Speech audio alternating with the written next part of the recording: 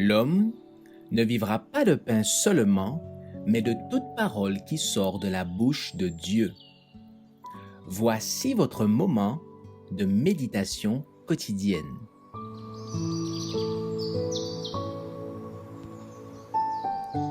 Maranatha.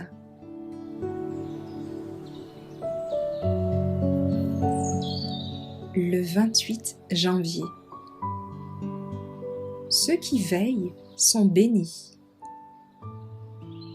Heureux ces serviteurs que le maître à son arrivée trouvera veillant. Je vous le dis en vérité. Il se scindra, les fera mettre à table et s'approchera pour les servir. Luc 12, verset 37. Dieu a toujours averti les hommes quand des jugements allaient survenir. Ceux qui ont reçu le message donné pour leur temps et qui ont agi d'après leurs convictions, obéissant à ses commandements, ont pu échapper aux jugements qui ont fondu sur les rebelles et sur les incrédules. L'ordre fut donné à Noé. Entre dans l'arche, toi et toute ta famille, car j'ai vu que tu es juste devant moi au milieu de cette génération. Noé obéit et fut sauvé. Ce message parvint à Lot. Levez-vous, sortez d'ici, car l'Éternel va détruire la ville. Genèse 7, verset 1. Lot se plaça sous la garde des messagers célestes et fut sauvé. C'est ainsi également que la destruction de Jérusalem fut annoncée aux disciples du Christ. Ceux qui veillent pour reconnaître le signe de la ruine imminente purent s'enfuir de la ville et échapper à la catastrophe. Aujourd'hui, la seconde venue du Christ et la destruction dont le monde est menacé nous sont annoncés de la même manière. Ceux qui y prennent garde seront sauvés. Étant donné que nous ne pouvons connaître le moment précis de sa venue, l'ordre nous est donné de veiller.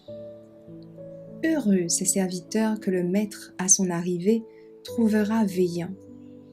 Ceux qui attendent avec vigilance la venue du Seigneur ne restent pas oisifs. L'attente de la venue du Christ leur inspire la crainte du Seigneur, la crainte des jugements qui frapperont la transgression et leur fait comprendre quel grand péché il y a à rejeter les offres de la grâce. Ceux qui attendent le Seigneur avec vigilance purifient leur âme en obéissant à la vérité et joignant à cette attente une activité intense. Ils savent que le Seigneur est à la porte. Aussi, désirent-ils vivement collaborer avec les intelligences divines en vue du salut des âmes.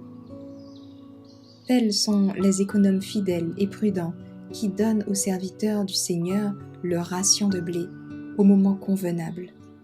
Luc 12, verset 42. Ils annoncent la vérité qui s'applique particulièrement à notre temps.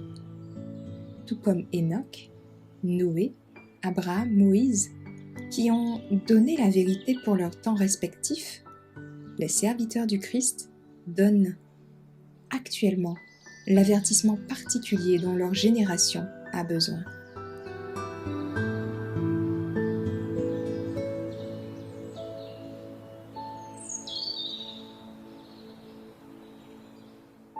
Merci d'avoir écouté cette présentation.